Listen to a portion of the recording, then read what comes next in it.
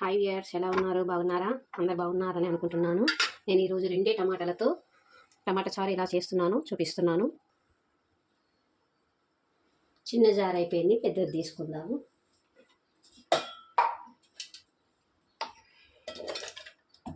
పెద్దది తీసుకున్నాను.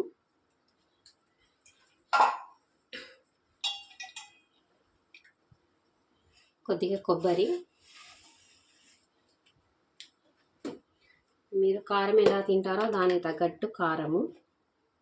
నేను 1 స్పూన్ వేసాను, 1 స్పూన్నర వేసాను. దానికి తగ్గట్టు ఉప్పు,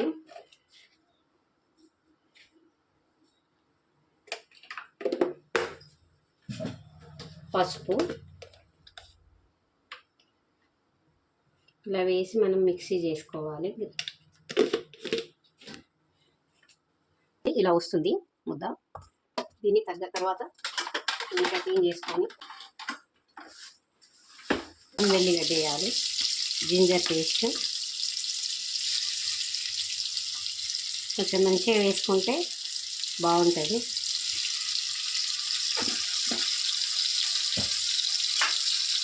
ఇది కూడా పచ్చి వాసన పోయేదాకా వేగాలి.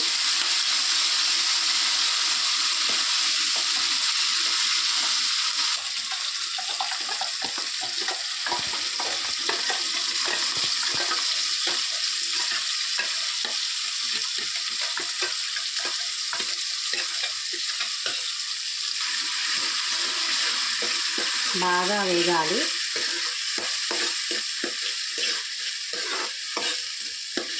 మనం ఆల్రెడీ దీనిలో అన్నీ వేసాము, అందుకే నేను మళ్ళీ ఫస్ట్ వేయలేను.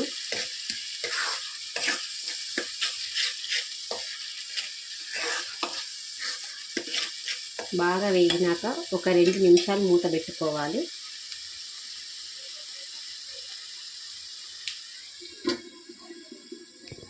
మనం చింతపండు రసం ఫస్టే తీసి పెట్టుకున్నాను.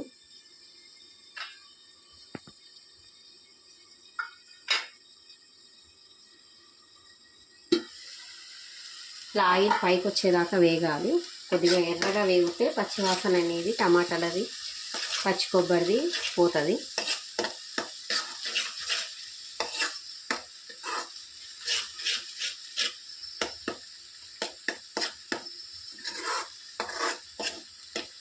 మీరు ఎలా చేస్తారో నాకు కూడా కామెంట్ సెక్షన్లో కామెంట్ చేయండి. ఇది ఎలా ఉందో కూడా చెప్పండి.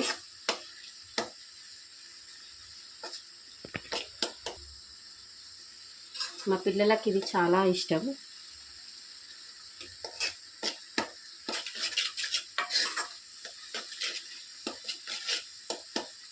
బాగా ఉడకాలి.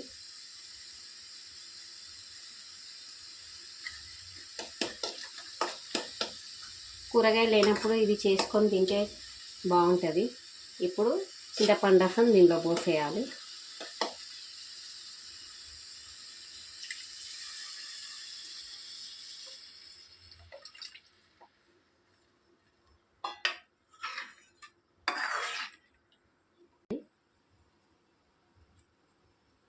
ఇది చాలా మసులితే టేస్ట్ బాగుంటుంది.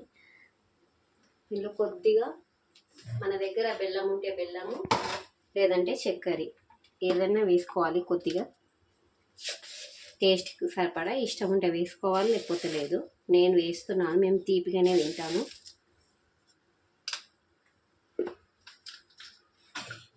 అలా మూత పెట్టేస్తే మసులుతుంది. ఇలా మసిలింది చారు. దీనిలో లాస్ట్కి మనం కొద్దిగా ధనియాల పొడి వేయాలి, టేస్ట్ బాగుంటుంది. ఫస్ట్ వేద్దామనుకున్నాం, అప్పుడు లేదు.